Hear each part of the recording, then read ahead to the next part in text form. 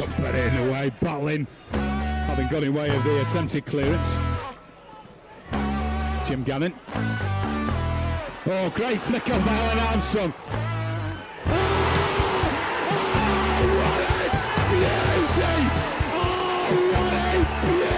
It's against Bradford, but here's Warburton! Yes!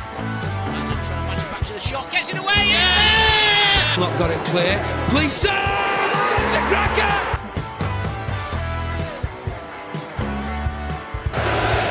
Running Armstrong, played in the game, and a superb goal!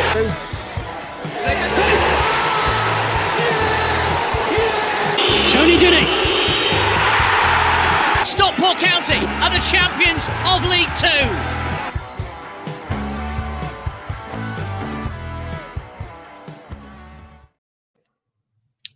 Hello and welcome to the Scarf Bagara War, a Stockport County podcast for fans by fans in partnership with Edgeley Conservative Club coaches. Yes, I still can't say it properly.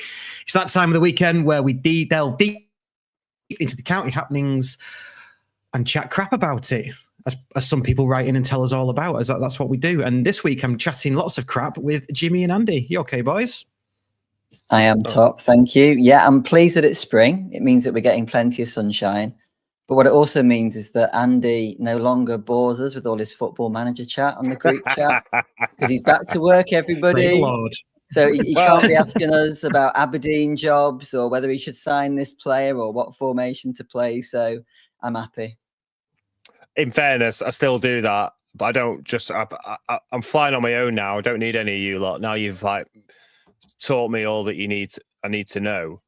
I still come home after work and play a little bit. I just try not to bore you with it all. But yeah, I'm really well, thank you. The sun is amazing. Who'd have thought I'd be putting sun cream on in March? What a start to the gardening season! Absolutely brilliant. I am buzzing. Start to the gardening season. That's a phrase I've never heard before. Start to the gardening season. I suppose there is a gardening season, isn't there? Well, yeah. So it runs from March to November, and the non-gardening season is the football manager season. So in the non-gardening season, and I know you don't work because you're a gardener. Do other people still must garden in the non-gardening season? Well, there are gardeners that will go around and do odd bits and bobs, odd jobs sort of thing. But in terms of gardens go dormant. They need the rest. So the grass doesn't grow, leaves drop, shrubs are cut back, So and any leaves that do, who's put that? No, be raining next week. Absolutely not. Yeah. So it all goes dormant, and so. There are other gardeners that do what's the thing that you call patio cleaning and stuff like that. But yeah, we just don't want to do any of that. Right. I thought you wanted to build IKEA furniture, Andy. Did you not say that you're like an expert, like a black belt in building IKEA furniture, and you could go and help old ladies do that in the winter? Yeah, I could, but it's more of a case of I don't want to. I should have a diploma in building IKEA furniture, black belt or what have you, but I just don't want to. I'd rather bore you lot with football manager questions. Fair dues. That's the end of Gardeners Weekly. So let's bring you back to the football. Yeah. Yeah. So this week we've got loads to talk about. We've got a fan guest coming on, making their debut. Which it's a bit weird saying that because we've known this person for a long time, but maybe we should have had them on earlier. But there we go. We're going to talk about Bolton getting battered. They didn't really get battered, but we'll talk about Bolton getting battered. 4 points from 2 really tricky matches, and we'll talk about the big match this weekend against our big rivals, our biggest ever rivals ever. Hate them to bits. It's Wrexham, isn't it? Remember, it's not a rivalry. Well, with Wrexham taking on Stockport County here, the word revenge definitely springs to mind. With more on that, let's hear from the Wrexham owners, Ryan and Rob. Well, this is against one of our main rivals from our first season as co-chairman of the club. Stockport County. Yeah, they got promoted over us this last season. Still a little bit bitter about that. But feel free to deliver Stockport County 31 flavors of humiliation. Really humiliating. Yeah. Don't hold back. Thank you, Ryan. Thank you, Rob. Yeah, definitely not a rivalry. Just putting that out there. I don't know if anybody's not, for people who've not seen that, that's an Easter egg. That's called an Easter egg in FIFA. So you have to do a specific little thing and play the match, etc., in FIFA. Definitely not a rivalry. Okay, shall we get our fan guest out? Let's do it. Let's do it. Take it to the corner, flag son. Take it to the corner. Keep going. Don't cross it. Take it to the corner. He's cut it back. I can't believe it. It's Claire Jeffs. Hi. Hi, Claire. Hey, Claire. Hi. You all right? Yeah, I'm really good. Are you? I was laughing in the background at Andy talking about his gardening. I can't lie. In fairness, though, the question was asked to me, so it's not like I've just come on a podcast and started talking about what I do for a living. Russ did ask the question of, what do I do when I don't garden? So yeah, it's not, back to all about me syndrome or whatever you call it. Me. Yeah, no. It was definitely a tangent. It was a tangent, wasn't it? But it was a good tangent. Yeah, it was. We've learned more about Andy, haven't we? So that's good. It's good. Let's learn more about Claire as your debut guest. See what I did there? It's almost like we planned this. I just came out. When was your first game, Claire? No. I was trying to think about this, and I really can't remember because I didn't get like the traditional your mum or your dad bring you to the football. Mine was not even through the schools. It was just a random. My mum's friend said, "Do we want to go to the football?" And I can't really remember, but early 90s. You have to be a bit more specific. Can you narrow it down? No. So I did not grow up in Stockport, and okay. I grew up in Wythenshawe, and all my friends were United fans, so I was a United fan that didn't care at all about football until I got brought by my mum's friend, and I was hooked. That's all I can say. I'm pretty sure it was Watford, but I can't remember the year. Let's go with Watford. Let's go with Watford, yeah? Yeah. Okay. Yeah. And without, I never want to ask a lady your age, but without giving your age away, I mean, what are we talking? Are we talking like early secondary school there, or are we talking primary school, or what are we talking? Very early secondary school. Right. So yeah, late 90s, not early. Oh, right. Okay. Right. So we played Watford a few times, didn't we? I think around that time anyway. Okay. As Phil Lloyd says, it must have been a memorable game then, if you remember, if you don't. I'm pretty sure. Fair enough. So, yeah. Fair dues. The other ones, hopefully you can remember.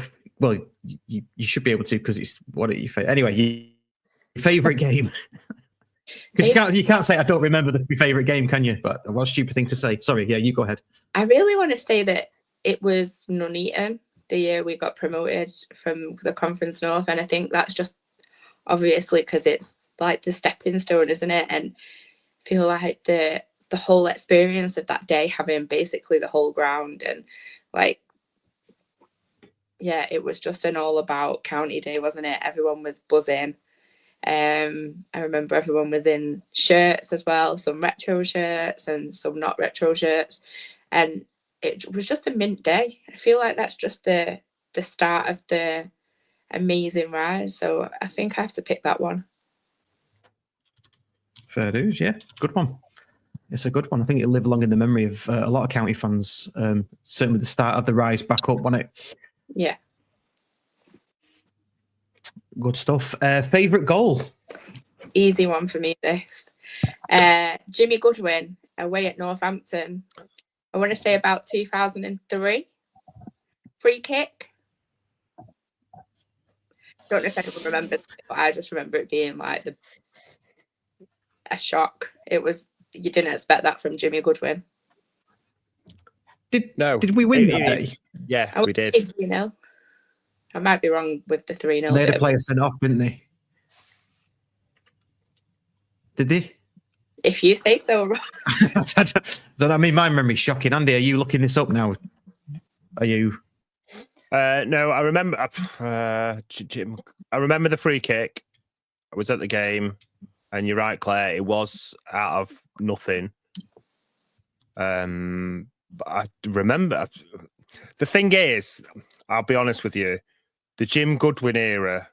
And I know I have this perception of being drunk a lot, but I was more drunk in that era, should I say? It was easier to watch County that way, to be quite fair. Yeah, it was, especially the dark days as well. Mm. Let me try and look it up. Actually, someone must know in here. But he hardly ever scored, did he, Jim? So like, it must have been a special day because he must have scored less than 5 goals for us. Yeah, can't have been many. He was a proper Swiss Army knife, though, wasn't he? Because I remember him playing centre back. I'm sure he plays centre back, right back, midfield. Yeah. Yeah. He was basically a short Tony Dinning, I think, like a tiny Tony Dinning. That's what I'm going to call him. He's the manager of a Scottish Premier League club at the moment, isn't he? Yeah, I'm pretty sure he is. And he looks really, really good, I've got to say. I look at him. Bit of a bromance going on. Like Pep in his early years had a bit of a bromance going on then. And I think Jim Goodwin's filling that void at the moment. Yeah, he looks really good. For his age. Sorry to overtalk you. We won the game 3-0. It was against Northampton Town. But I don't know when it was. I'm so sure it was 2003. Liam Walker, friend of the show, has said 2003. Yeah, 2003. Yeah. Sorry, yeah. I want to say that they had a player sent off, and I think did Ian Taylor used to play for them, former Villa. Remember him commenting on a few years later. And Alan Rowe, welcome, Alan. Alan's our listener letter contributor from last week, if everybody remembers that. I'm glad you've sorted out the technology, Alan, to come on and comment. Well done. He scored 2 own goals in one game, if his memory's correct, Jim Goodwin. Yeah, that game as well, it was Plymouth away. Was it Plymouth away? Also, I told Dave Chalmers about a year ago that I forgive him now for the red card that he got in that match. And he went off on one. That wasn't even a red card. Excuse me. Yeah, good memories. It's funny. We'll get on to your other questions in a minute, but it's funny because on my YouTube timeline, for some reason, when we beat Chesterfield away 3-0 came up. I don't know if you remember that. Ricky Lambert scored a free kick. Yeah. I can't remember who scored the others. I only watched it the other day.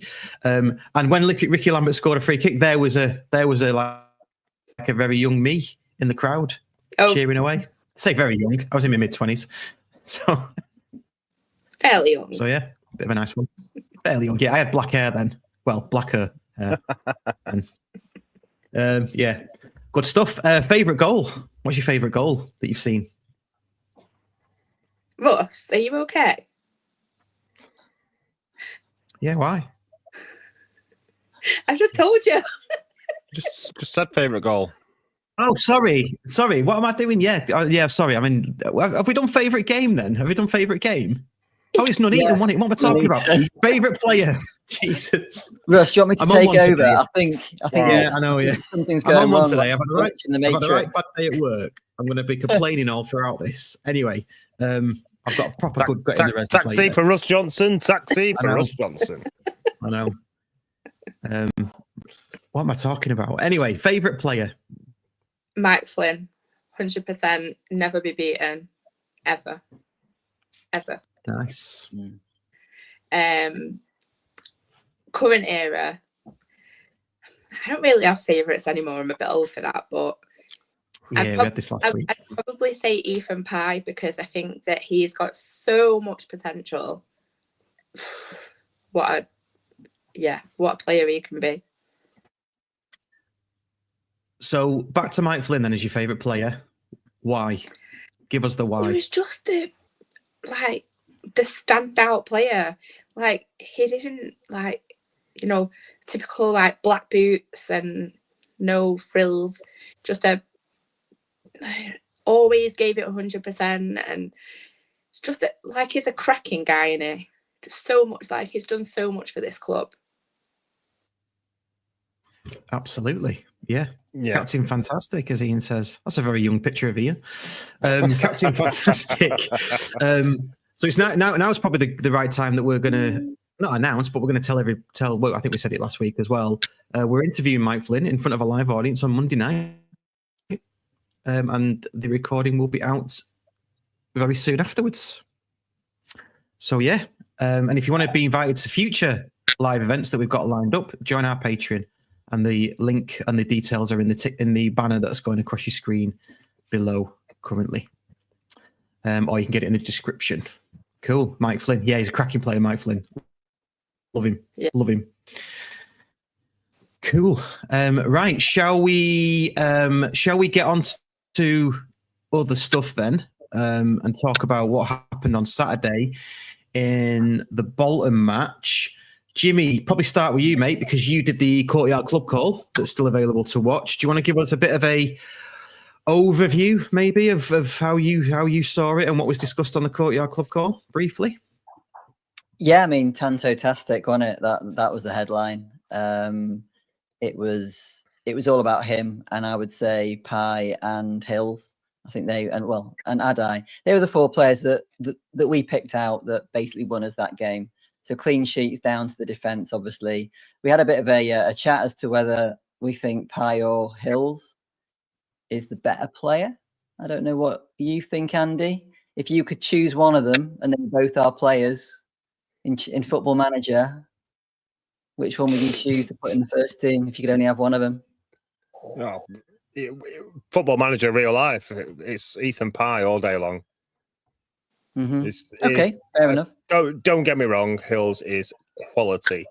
And when we signed him in the transfer window, we were all like, really? You know, he was a bit of the unknown, wasn't he? But he got a good, sort of like testament from Accrington. So we were kind of like thought we might have a bit of a player in him, for the back end of the season. But he's a quality player. But Ethan Pye, the guy is just getting better and better. Every week he does something else, and you're just like in awe watching him. What a player. Although Jamie did say that he was having a great game, and then literally 5 seconds later, do you remember he made a mistake and they nearly scored? But we'll forgive him for that one. So Adai as well, obviously two good saves. The claim for the corner in the 94th minute probably got as big a shout from us the goal got, because it was just relief all over the place. Great sort of following, 2,500, 3,000 fans. The Bolton fans were so quiet, weren't they? And it's a bit of a pattern emerging. Like I was saying during the game that it felt like Wigan vibes. It was like, is it going to be 0-0? And for Tanto to come up and score on the 71st minute, that was brilliant. But Wigan, Huddersfield, obviously Bolton, all the fans are the same. They don't make a lot of noise. And I just think that's disappointing, because these are supposed to be proper Northern football, like powerhouses, former powerhouses, if you want to call them. And I don't know what's going on with their fan bases, because from what I see and hear at Edgeley Park, we are consistently better than them. And I know the home fans tend to be watered. Well, there's a lot of day trippers when it comes to the home fans, isn't there? So you don't tend to have all this singing section in one area, but I still think that they can do a better job than that. I really do. Wrexham will be interesting. Hands up, I've not been to Wrexham yet, so my first time going to Wrexham at the weekend. So I'm looking forward to that. It's supposed to be proper cauldron type atmosphere. So I'll comment on that anyway. Not really. They say, for some reason they do karaoke songs at half time when they're winning. They don't do it when they're losing or drawing. They do it when they're winning. They do these like Welsh songs at half time, and I'll start singing. It was proper weird. It weirded me out. I'll be honest with you. Do they not sing some sort of song before the game as well, or is that the half time thing that you're talking about? I saw some sort of Facebook thing where someone had recorded like a load of fans singing some Welsh shit, but I wasn't sure whether that was before the game or. Some Welsh shit. Well, like it had Welsh subtitles as well. So like, in Welsh. Oh, not right, in English, okay. But in Yeah, Welsh. So it was like Welsh subtitles singing a Welsh song. So like that's just for the Welsh audience. It's like a little secret society that they've got. And actually, I mean, this could be it's a language. It's called a language, Jimmy. Yeah, okay. So like I used to have a mate who was a massive Northwest football fan. Okay, Northwest football fan. That means he supported City and Liverpool. Now he's no longer a friend. That wasn't the reason, but you could probably say that should be the reason. So he supported Liverpool and City, and he was from Wales, Anglesey. Okay, so whenever I went round to his house and his family were around or anything like that, they just taught Welsh. And I'm there saying, excuse me, guys, I'm the only English speaker here. Are they saying, let's chop him up and eat him for dinner? Are they saying this guy's a knob? I don't know what they're saying. They're talking in Welsh. Well, to be fair, I could say that in English to you, Jimmy. What, you want to chop me up and eat me for dinner? No, I could call you a knob. Mate, I would be like a McDonald's French fry because I've got absolutely nothing on me. Yeah. Any part of my body. But maybe one part of my body, but it's typical Englishman, isn't it? Walks into a room where nobody else, they all speak their own language, but everybody's got to speak English because the Englishman walks into the room. I mean, come on. Do you do this on holiday as well, Jimmy? Whoa, Spaniard. Yeah. You know, English guy here, speak my language. Go to Italy, speak my language. Hey. Hey, it's an Englishman. Do you think it's me being out of order then, thinking that they should have spoken in English when I'm there? Learn Welsh. You've gone to their house. They don't have to do anything. Okay. That's fair. Anyway, that's fair enough. Let's before we go down this rabbit hole, we're going to talk Wrexham later. I'm sure the Welsh thing will come up again. Let's go back to Bolton and keep it northern England. Claire, what was your take on the match on Saturday? I thought the first half was pretty boring. I can't lie, but I thought the atmosphere was fantastic. I feel like the acoustics in Bolton Stadium are pretty good, so it just seemed really loud the whole time. Like Jimmy, I would say that the Bolton fans were disappointing, but I suppose they didn't really have that much to sing about. I felt like Kyle Noyle was probably lucky to have stayed on the pitch till half time, and absolutely the right decision to take him off. I just think that Tanto has been so good in the last few matches that goal was kind of just an icing on the cake of his recent performances. And I was just dead pleased, like the way it came about and how he'd obviously cut in and scored a goal like that. I just feel like Tanto is such a confidence player, and doing stuff like that really does bring the best out of him. So I'm sure that we're going to go into another good patch for his form, and I hope we do. But yeah, I think we deserve to win. I think there could have been a penalty as well, couldn't there? I don't think it was, but a lot of Bolton's fans thought that they should have had a penalty. I don't remember that. They spent the whole game falling over, Claire. They spent the whole game just like anyone can anywhere near them. That was the one when he so first half, near to us, won it, and he was running sort of along the goal line, and he sort of got body checked a little bit, I guess, but there wasn't enough in it for a penalty. 100%, I agree. Let's not forget the Bolton fans who literally shouted and called for absolutely every. I've never known a set of fans like it. Every challenge, every throw-in, every goal kick or corner, every pushover, every time a breeze of wind blew over a Bolton player and they thought it was a free kick, they literally called for every. I've never known it. It's a clear, blatant throw-in to us, but they're still, calling it for it to be to them. It's unbelievable. All game, it was actually boring towards the end. Yeah, and towards the end, I did get a little bit beside myself with nerves. Feel like it was just like constant onslaught. But then again, it's good that it shows that we're capable of holding that kind of prolonged attacking spell off. I agree, like, how the hell would you pick between Ethan Pye and Hills? Like, both amazing players. I think they'll both go far. So it's probably nice to see that connection that they've got at the minute. Yeah. We were. I mean, I wouldn't. They were putting pressure on us at the end, but I wouldn't exactly call it emergency defending. It wasn't like it was probably all hands on deck, but there was nothing that I felt like was like, oh, that was really close. We got away with that.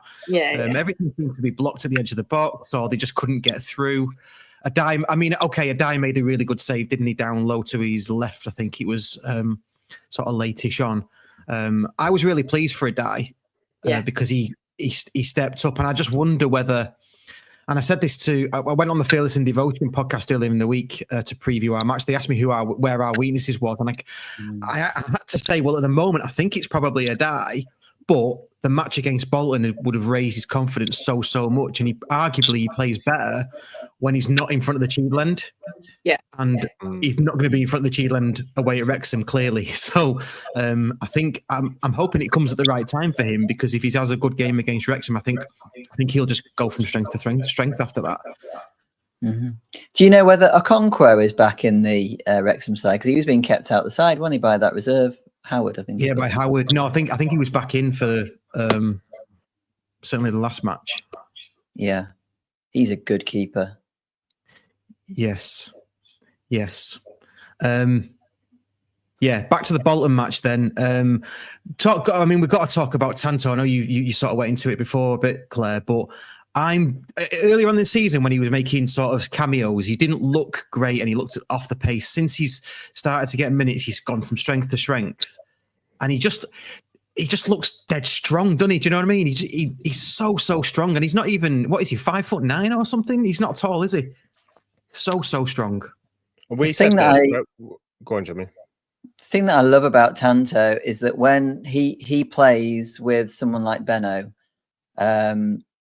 we play completely different. Sorry, we don't play completely differently. We play the same. So he will become the point target man, but he has got the ability to hold the ball up. He doesn't get into wrestling matches with the central defender, but then when he does win the ball and he can knock it off, he can spin and run, and the defender can't catch up with him. That poses a massive problem to central defenders in League One because they haven't got the pace to cope with that.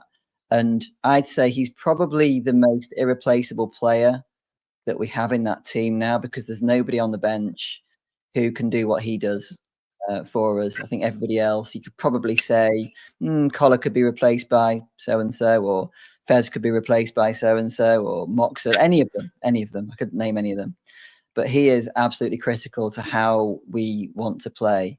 And he gets us up the pitch really, really effectively. So fingers crossed that now he's back in the side. And he's, as you say, Russ, he's absolutely, he's bossing it at the moment. He really is. So fingers crossed that nothing happens to him.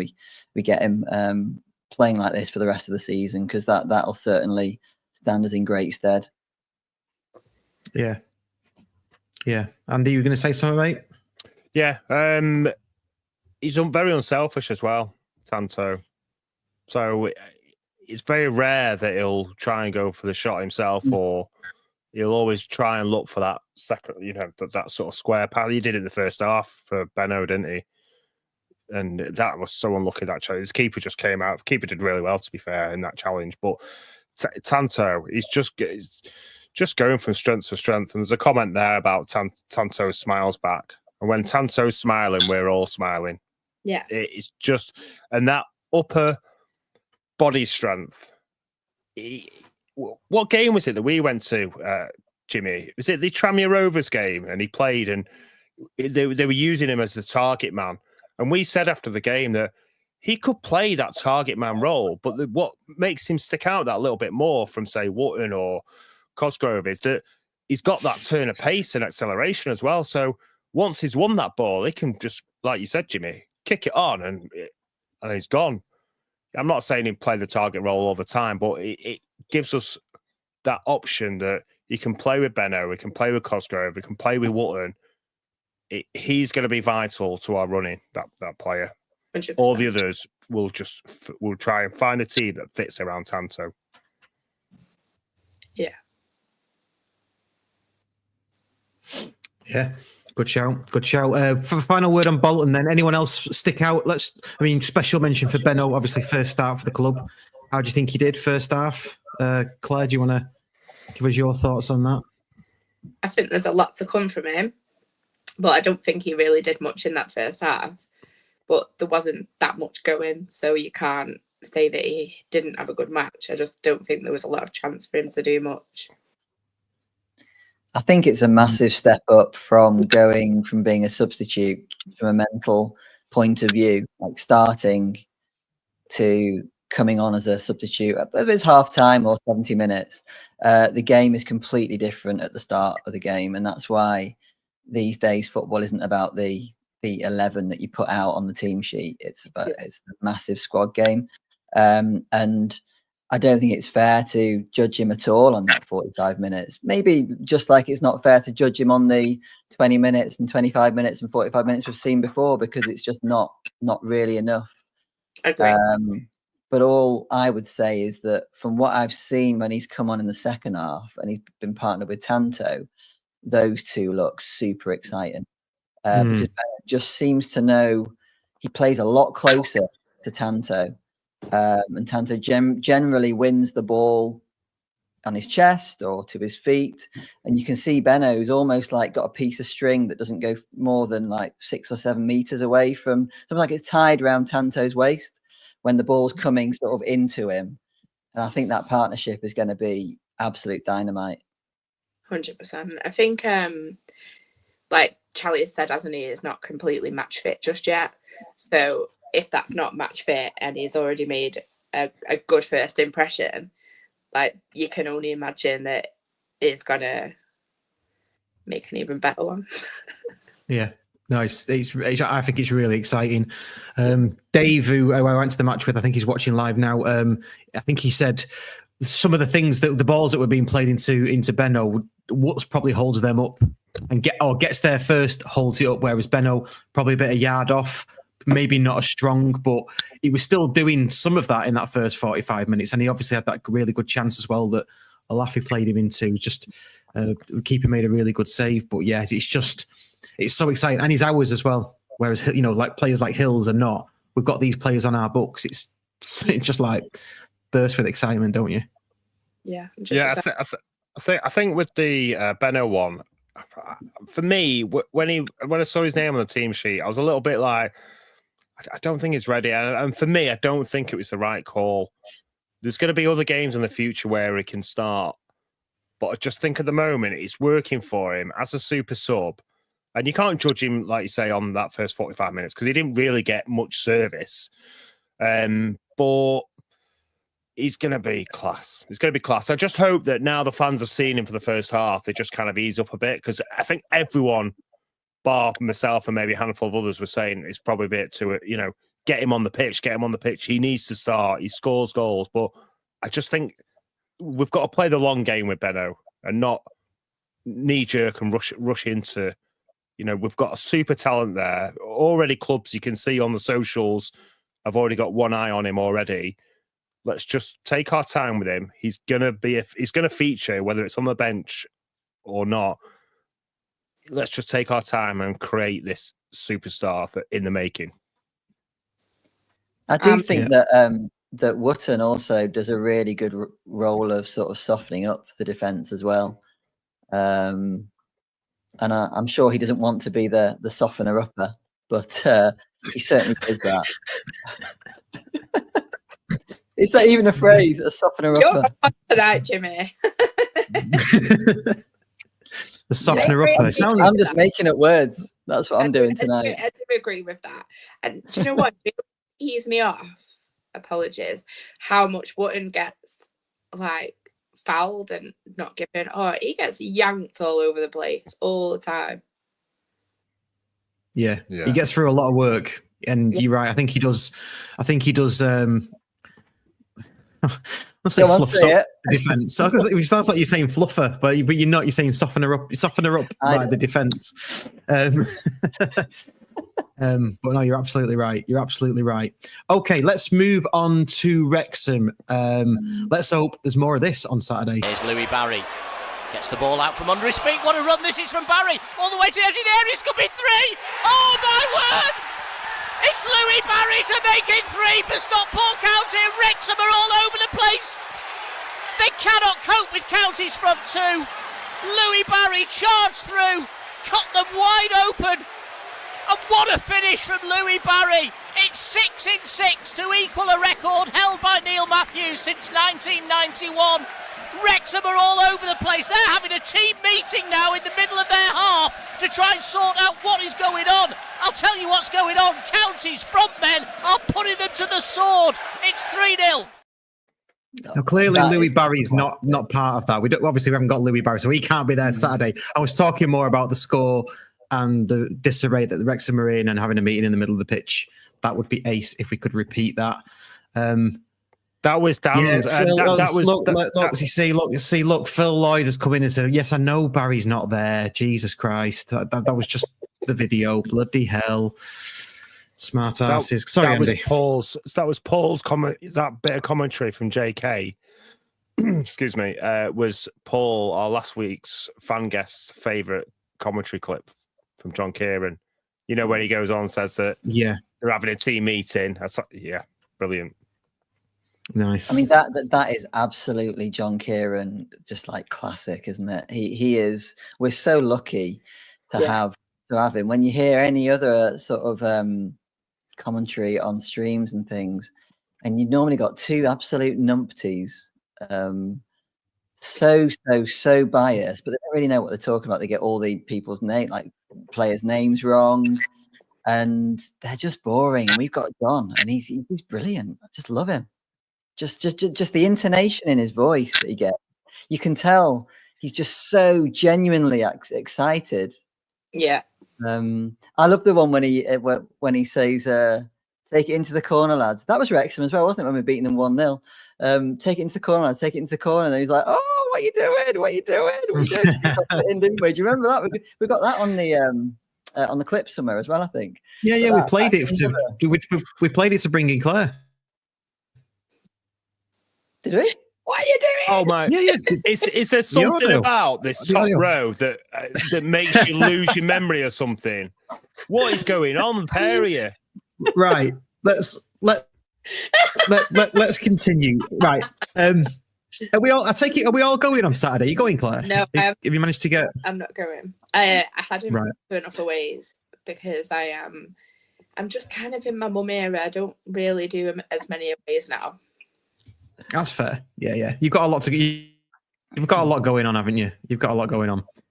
Fair dues. But anyway, on to Saturday. What are you expecting for Saturday, Claire? What are you expecting us to take it to them? They're going to be on top of us. What do you reckon? I'd be disappointed if we didn't try. I think I'm probably miles off, but I want to say we've not maybe won there for 4 years. Was it the National League we got a win? I think it was 2019, was it? Was it? No, it'd be before. Yeah, you're probably right. I think it was, go on. Ignore me, as always.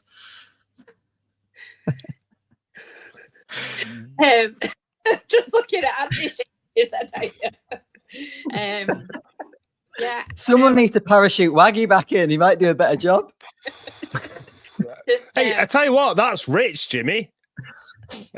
That's rich. The me. Oh, right, okay. Oh, Russ is gone. He's left us. No, I'm back. Go on. Sorry, Claire, talk to us about Wrexham on Saturday. What are you expecting? Come on. Get back on track.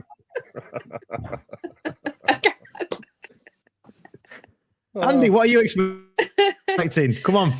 What am I expecting? Go on, Claire, do you want to go or shall I roll in there? Oh. Opposite. Yeah, I'll go. Right, okay, I'll go. We're going to win. This is going to be a rare occasion. I'm not going. I had the chance to go, but I said after last year's loss, I'm not going again for at least another season. This year, though, Jimmy's going. So I'm thinking, because I'm not going, and Jimmy's going, this is going to be our game. And it's Wrexham. We never do well there. But I don't have it in me to say anything less than a 2-1. But I just genuinely believe that we're going to get... I think it's going to be a 2-1. A 2-1 to us. I think Tanto's going to be on fire. I think Benno's going to come on and score the winner in like the 94th minute. It's going to be a close game. I say that close game. The last game wasn't close either, was it? We were all over them, and somehow we lost. I don't think it did it. No one really gave a shit whether we won or not. Yeah. No, the last game, I remember Barry coming back from injury on that. Powell played, and we took Barry and Powell off at half time, I think it was, and that just completely changed the game. We were all over them up until that point. And that completely changed the game. Lou's mum that day, and he had a virus, so that's why he came off at half time. He weren't very well. Yeah. Okay. Fair enough. Yeah. I mean, Nick Powell absolutely bossed that game, didn't he? That first 45 minutes, he was unplayable. And I've got such a good feeling that we're going to get 6 weeks of Nick Powell. Maybe not even 6 weeks. 4 weeks of Nick Powell. If we're lucky, we get in the playoffs. And I've got this vision that he's going to just glide us through the playoff and then score the winner at Wembley. 85th minute header. Here's a question for you. Do you think we're ready to go up for the Championship? Yes, of course we are. I think go up yet. I think that if we do go up, I think Mark Stott will just adapt, and he will make sure we're ready. I'm pretty sure of that. Having spoken to him in a group discussion, when he said some stuff, didn't he? So yeah, I think we're probably looking from the outside in, probably not, because we haven't started on our EP developments yet and all that kind of stuff. We're already filling it out most weeks, aren't we?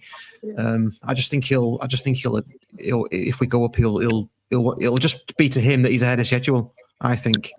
Yeah, I agree. And a couple of things. I know I forgot that Benno isn't starting. Did I say Benno? I meant Cosgrove. Cosgrove, 94th minute winner. Anyway, I was always said all season, I'll take the promotion party. We're building a team for next year's sort of promotion chase. But a friend of mine and Russ's came over from America, and we were chatting to him before the game, and he was just saying, well, if you go up, you just deal with it. And since then, which is about 2 months ago, I've been like, no, I want to go up. Forget the promotion party. I want to go up. And right now, second is not off. I'm telling you. Wickham and Wrexham, especially Wrexham, whether we win on Saturday or not, they don't have it in them to sustain this run of form. I'm telling you now, Wrexham will fold. And look at Wickham yesterday. That they weren't far from packing the towel themselves, were they? So, well, yeah, choo-choo. Choo-choo, Andy says Waggy all the way from Sweden, and he's genuinely in Sweden. He's not behind a VPN. Yeah, he's genuinely. He looks like he builds, makes, and looks after oil rigs. There you go. That's what he does for a living. Makes. Oh, I'm not sure that's quite accurate, Russ, but no, let's just go with that. Okay, we'll go with that. It sounds really impressive. Yeah, that's like saying that I make oak trees. I thought you did. If you're a gardener, of course you make oak trees. What are you talking about? Yeah, I mean, on the promotion thing, is it too early? If we get promoted, it'd be really interesting to see what he does in the transfer window, because we've signed quite a lot of players on 3-year contracts, and that smacks of expecting not to go up this season, but probably going up this season after, which would then have a lot of these players on a year left on their contract. And then you can decide, are we going to run it down in the Championship, or are we going to offer them something else? So I don't believe there's that many squad places available unless we do some transfer business. The big one, I don't know if you want to talk about this now, Russ, but the big one is Maka. Is that his last game for County? Oh, that's a good point. That's a good question. Yeah, good point. Yeah, because he's injured and likely not to feature, is he, again? Yeah. So that'd be a sad ending if it was. Yeah, you kind of get that feeling, don't you? And like, it's been so good for our club. Is, you know, obviously on the pitch is plays some amazing football, but off the pitch is just such a character. Is a good ambassador for the club as well. So it would definitely be a shame, but at the minute I can see him leaving, but I wouldn't be disappointed, of course, for him to get another year. But I just can't see it. Yeah, I think they'll give him another year. I think it'll be very similar. He's done well. Whether we're in this league or not, I think they'll give him another year. I think Stott will do a similar to the Ben thing, where he'll just go, this guy's like an ambassador, isn't he? Let's just, for the sake of our contract, let's just give him one more year. Because it's the same last season as well. It was hampered by injury, but he's got something, and he's a quality player. Let's just say his family as well, they'll be gutted because he's Macca and his whole family are just lovely, really nice. You know. But as a manager of a football club, all that is obviously very important. But as a manager of a football club, you need to have some like players that you know are going to give you 30, 35 games a season. And if you know that someone's body isn't going to give that. I mean, look at the problems it causes on the right-hand side when he's not available. Suddenly, if Noyle's injured, it's like, well, what do we do? We're starting to play Collar as a right wing back, or I don't believe Fevrier is a right wing back at all, although he's played for Colchester in that position. You can't then buy another player to sort of play there just in case Macca is injured. So it's a really tricky situation. It really is. I can't imagine him playing for any other team. I bet he can't either, because he's been with us for so long. But is he pushing 28 now? Is he 28? Is he? I think he's 28. Oh. Let's see who comes up with the age first in the comments. Can I just interject as well? With you were saying, Jimmy, there's not many places left because a lot of players are under contract. Contracts are there for two different reasons, though, aren't they? So if they're on long-term contracts, then they're obviously worth more money that we can. 29. 29. Okay. Then Still a young pup. We control how much we can sell them for. And we've got a lot of these players in on the cheap anyway, haven't we? So whatever we sell them for, we're going to make a bit of money for. So I don't think it. I think if we go up, there'll be a list of players that we're going to sell anyway. And if we stay in this league, we'll have a retained list of, you know, again, who we're going to sell. I do agree with Andrew Hotwood to an extent. There is no sentiment in football, but I don't know. I think with certain players like Macca and Ben, I think there has to be a little bit of an exception, in my opinion. I've just seen now he's only played 17 matches this season, so you kind of, it's not even 50% of our games. You do have to kind of think, do you know what? Yeah, there is no sentiment in football, and can you carry someone that's not capable of even hitting 20 games in a season? Because, like Jimmy says, if Noyle gets injured, you've not really got someone for backup who's like reliable, really. And it makes me really sad to say that, because he is reliable when he's on the pitch, but he just is so injury prone. I feel so sorry for him. Doesn't deserve it. No, maybe we'll wait until nearer the time and see what happens. Because again, Stephen Fosbuck's just said if he's ready for pre-season and he's sharp, and maybe we'll offer him another year. I don't know. It's a tough one, really, isn't it? Because there's not one single county fan that would be going like, oh, what do you do? What do you do? You know, there has to be that little bit of sentiment involved, unfortunately. Yeah. Absolutely. We'll see what happens, see how it pans out.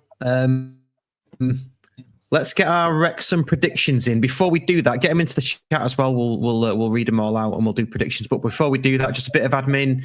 We've got the Mike Flynn live event coming up, so you'll see that. That'll be out on socials once we've done it and I've edited it and I've got it out.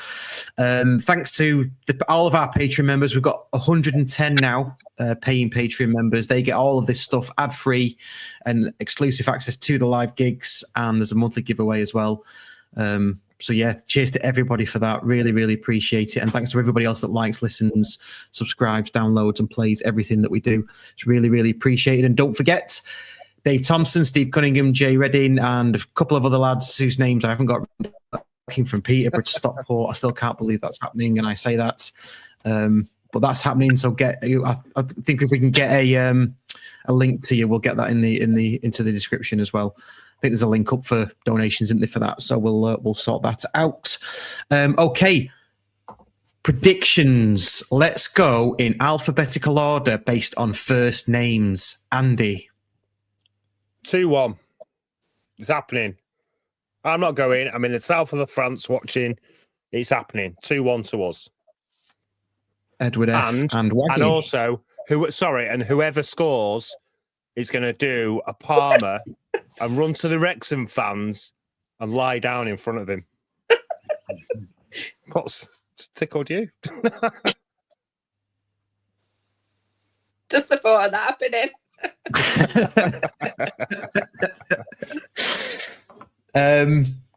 Claire, what's your prediction?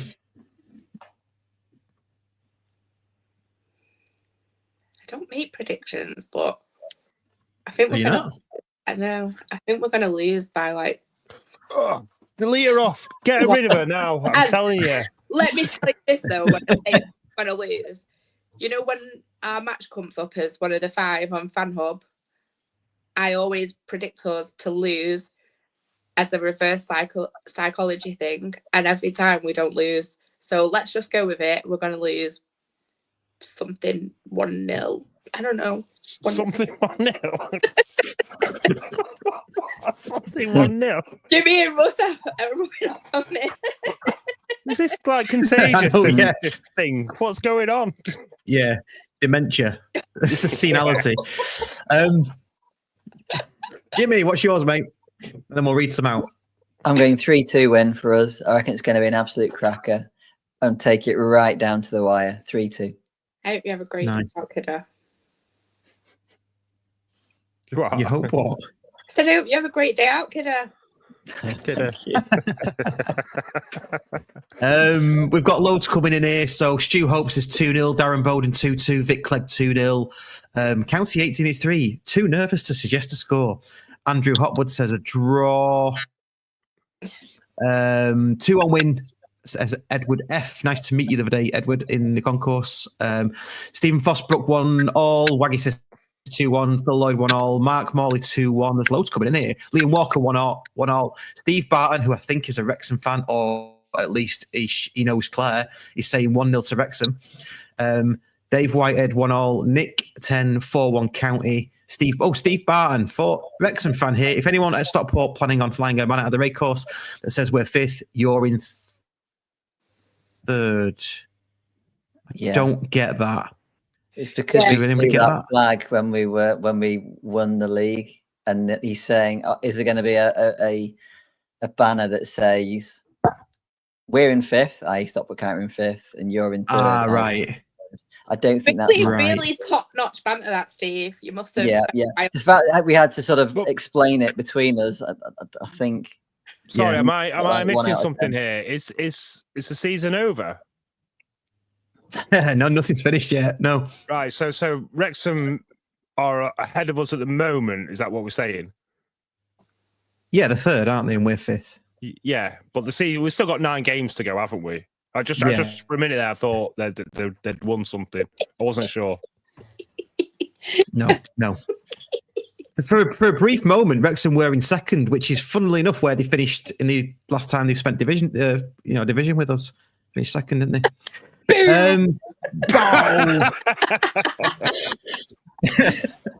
Stephen Fosbrook says 1-all, and Andy around the grounds. Lee from around the grounds, he says 2-1 County. Go on, Lee.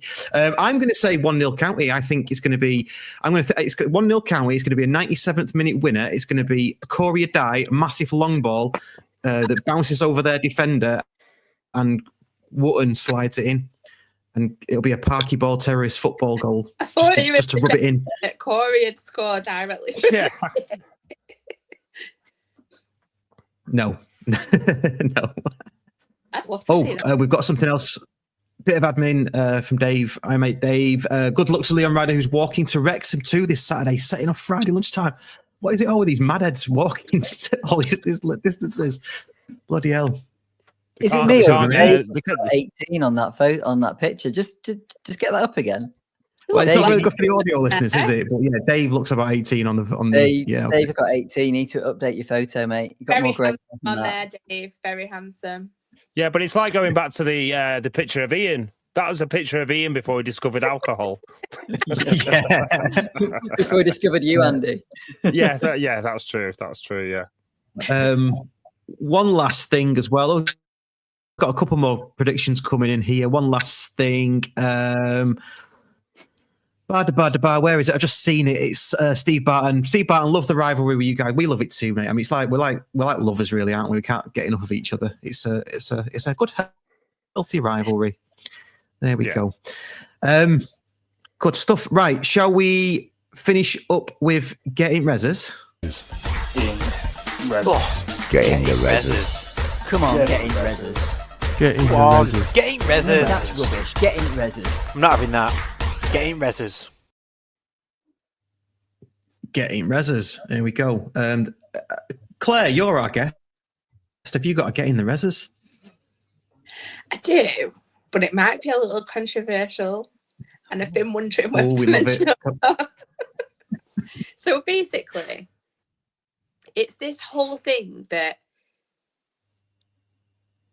if you weren't supporting the club through like the Conference North and all that, it's these people that were there that slag the people that were there off for saying that it's the feeling of like where we've come from and how much more enjoyable it is because of where we've come from, and like how dare you kind of mention that because it's talking about the past.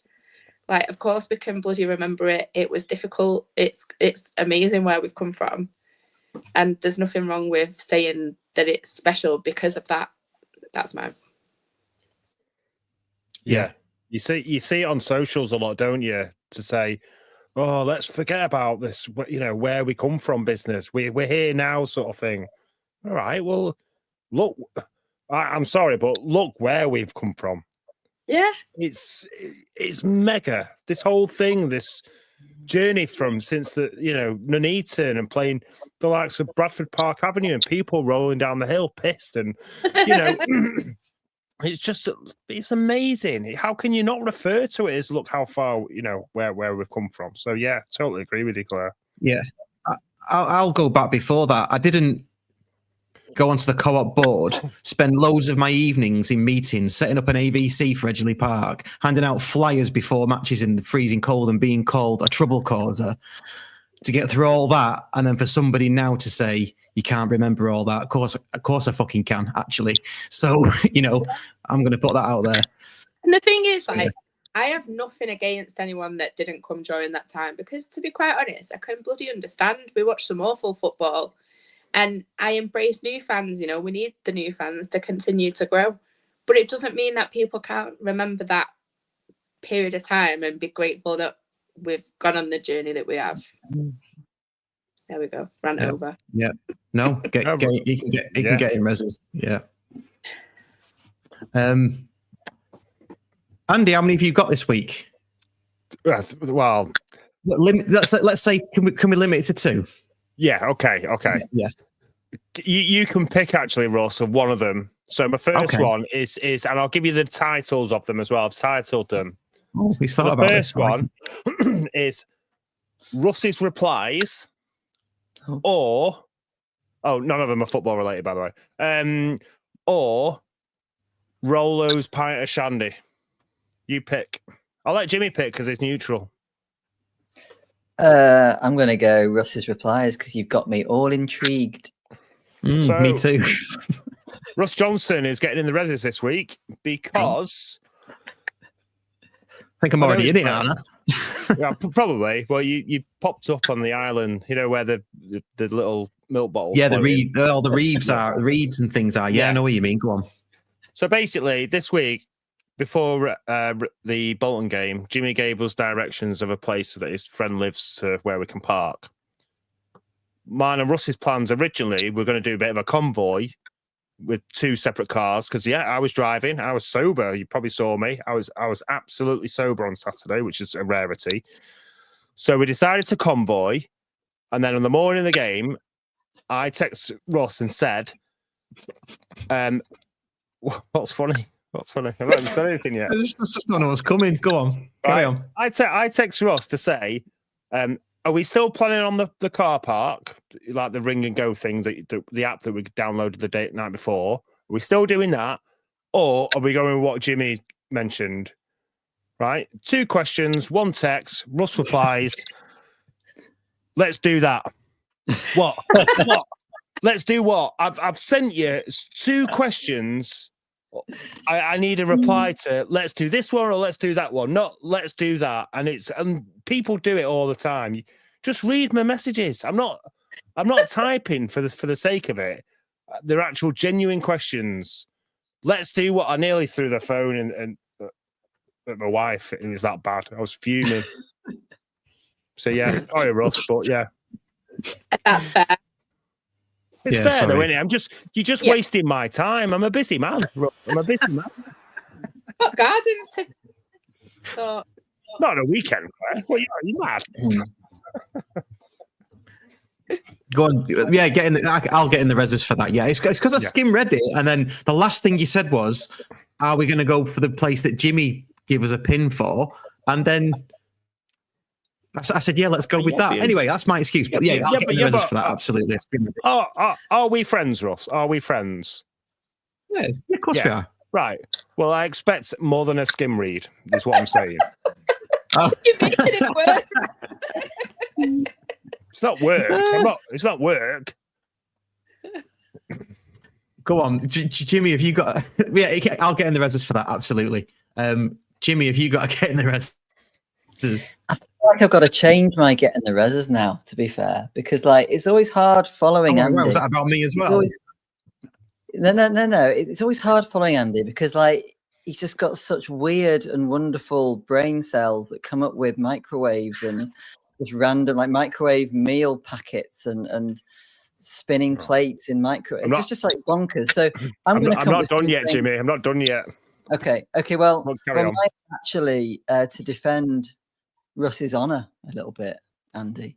So there we go. We have this thing. We have this little group chat, don't we?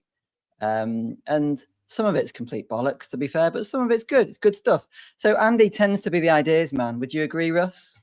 Andy and Dan are the 2 ideas. Andy and Dan. Yeah. Andy and Dan. And so what tends to happen is that Andy will come up with an idea. Okay. But unfortunately, Andy's not always competent enough to follow the idea through. So what Andy ends up doing is he ends up saying, "We need to do this," or "We should do that." And what that means is that Russ has to do it because Russ is the main guy and he's the guy that can do all this shit. So I'm putting Andy's the royal we, which we discussed, the royal we, which means Russ, into the reses. See, bastard. Hey. I think that's harsh though, because if Andy doesn't have the technological knowledge to follow these things up, then it's a bit harsh to put him in the reza when it's the brains behind it. I'm not saying he's the brains behind it. I'm saying he's the ideas man. Big difference, Claire. I think it's. Can I just say as well? This is kind of a get in the reses, but this is the technological level we're talking about. On that little thread that we talk about the pin and going to Bolton away, this pin, Andy sends me the pin and says, "Here's where we're going." And I looked at the pin and I went, "Right, great, I've got that now." And he basically replied and went, "Can you send it me back?" So I got it. It's like, but you sent it to me, Andy. It's a different link, and I'm like, it's not a different link. It's the same thing. I'm just going to send you the pin back. No, that's all out of context. That's all out of context. That you've basically just told every viewer that I don't know how to work Google Maps. Right. Basically, there's Google Maps and there's Google on the web, isn't there? When I was clicking that link, it was taking me to Google on the web. And it doesn't what give are you talking about? Right, forget it. Oh, do you know what? Russ, you're staying in if there, you see mate. Andy, next home match, if you want, speak to Andy about Google Maps. Everybody speak to Andy about Google Maps. There we go. You'll have a queue about Google Maps. Anyway, next home match, I'll be at a corner drinking vodka. Straight from the bottle. Yeah. Right. Let me do my last get in the reses. Well, I've not done one yet. Oh, go on. Oh, right, yeah, okay. go on. Sorry. Yeah. No. You go. Right. My get in the reses is football related. You'll be pleased to know. Well, it's kind of all been football related, hasn't it? Mine is it's annoying me that we do not get the ball straight into the box from some corners and some free kicks in attacking areas. I think there's always a case for a short corner, and they do work if you create the angle, then get the ball in the box, or create the angle, go to the edge of the area, then get the ball in the box. But these ones where it happened a couple of times on Saturday, we went short and then it just ended up going back to Hills and back to Corey Adai or something. So that's my get in the reses is just get it in the bloody box. Can I follow on from that as well? Quickly, piggybacking onto having a third one without having a third one. When it's like dying seconds, and it's a free kick. Have the free kick, try and shoot. If you want to waste time taking the free kick. Don't kick it into the corner flag and try and win time because it never works out. They ended up having a counter attack from us taking it to the corner flag. If you want to waste the 8 seconds that you just tried to keep the ball out, just tie your shoelace before you're about to take the free kick. That'll waste some 8 seconds for you. But yeah, you're absolutely right, Russ. Yeah. Cool. And we're getting Russ, on the back of that though as well, is us not leaving anyone back when we're defending a corner, because how the friggin' hell are you meant to actually stop that attack when there's no one there to get the ball back? It's just coming straight back at you. Yeah, and that brings on emergency defending. It can do quicker. And I think if you've got someone up there, I don't know, because Wotton for me should have been the out ball in that sort of late on at Bolton, but he wasn't. He was there defending as an extra body to get the aerial balls out. It's just a bit. I just think it's like chess, isn't it? Attacks your best line of defence in some cases. I think it's really weird how football has changed, because Gannon used to put 2 up, didn't he? Which made them put 3 defenders back. But I think the thinking, the modern thinking behind it, is that the more bodies you've got in the box, the more congested it is, the less chance an attacker's going to get a run on the cross coming in from the corner. So I think that's why, from a defensive point of view, you're probably stronger having a box full of 21 players, pretty much, with a couple on the edge of the box. But you're right. I far would rather see a couple of attackers, your 2 fastest players in the team, giving you an opportunity to get that ball up the field. Yeah. Stu Hope agrees with you. Luke Beckett used to be that kind of player where he'd be he scored some cracking goals from literally the ball being cleared and going to it. Yeah. Cool. Andy, your last get in the reses, and then we'll read some out that I've been saving that people have been commenting on.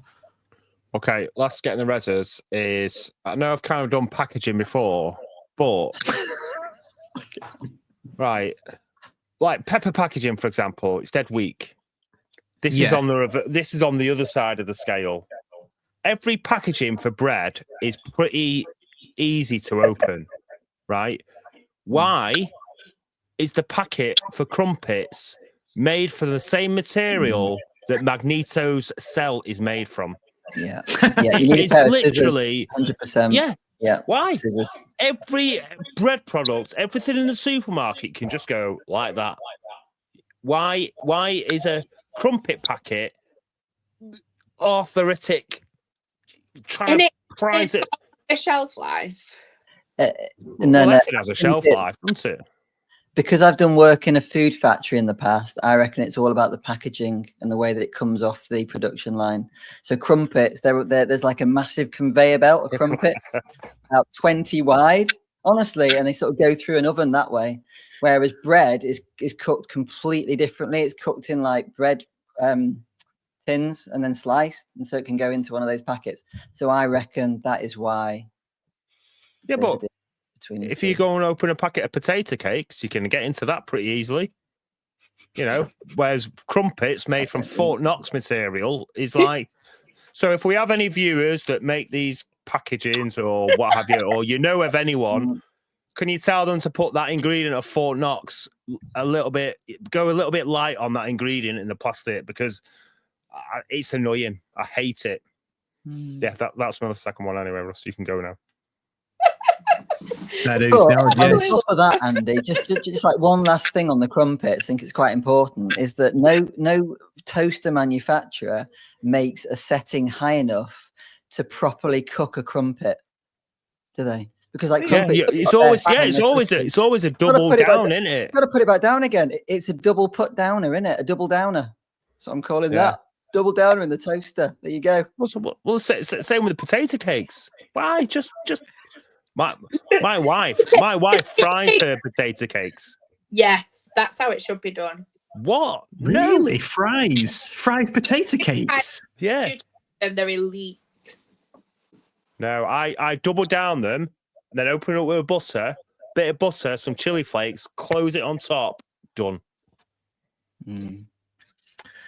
Double down them.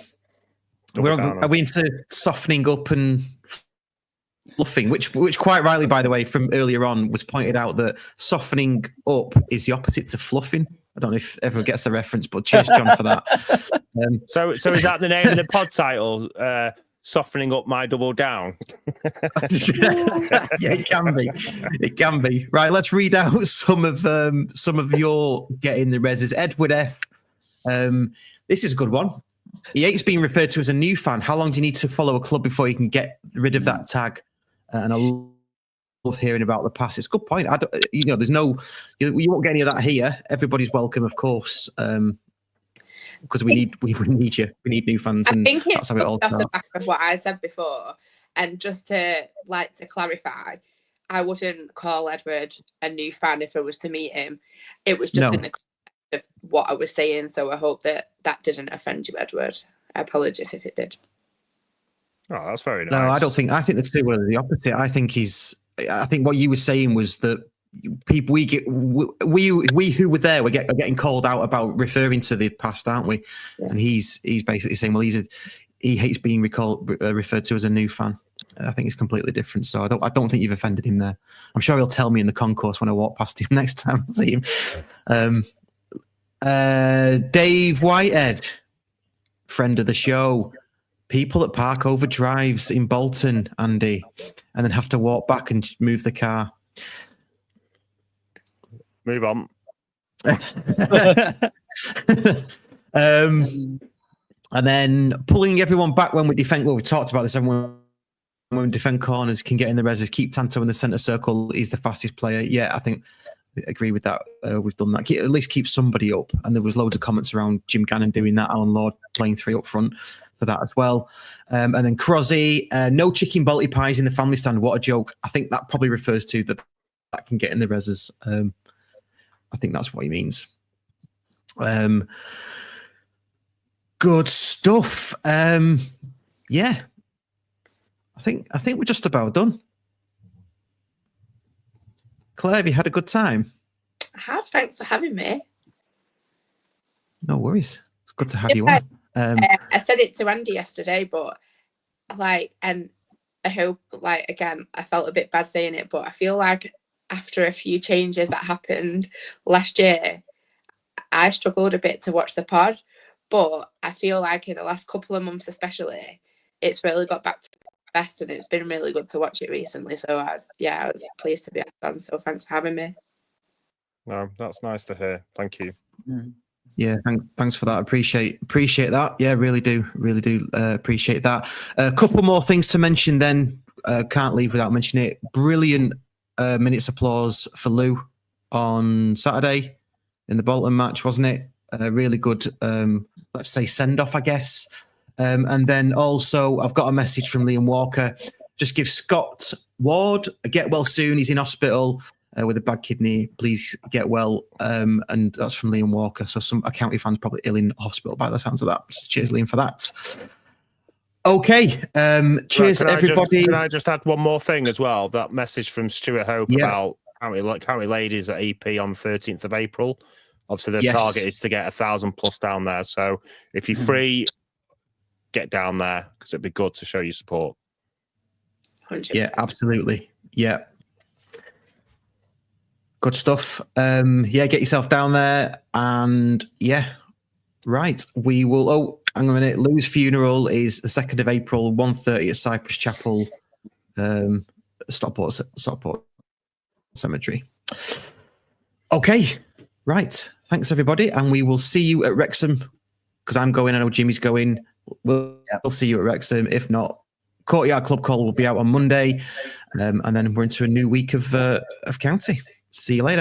And that's a wrap for this episode of the Scarf Bagara War. We hope you enjoyed the podcast. Remember, you can catch us every week on your favourite podcast platform, whether it's Spotify, Apple Podcasts, or Google Podcasts. And a huge thank you to all of our Patreon members. Your contributions help keep the show running to bring the content you love. If you'd like to support the podcast and get access to exclusive special guest episodes, ad-free podcasts, and a monthly giveaway, head over to patreon.com/the Scarf Bagara War. And don't forget to follow us on social media for updates, behind the scenes content, and more. You can find us on X, Facebook, and Instagram, all at County Podcast. Lastly, if you enjoyed the show, please leave us a review and share it with your fellow County fans. Your feedback helps us improve and reach more listeners. Thanks for tuning in, and we'll see you next time on the Scarf Bagara War. Come on, County!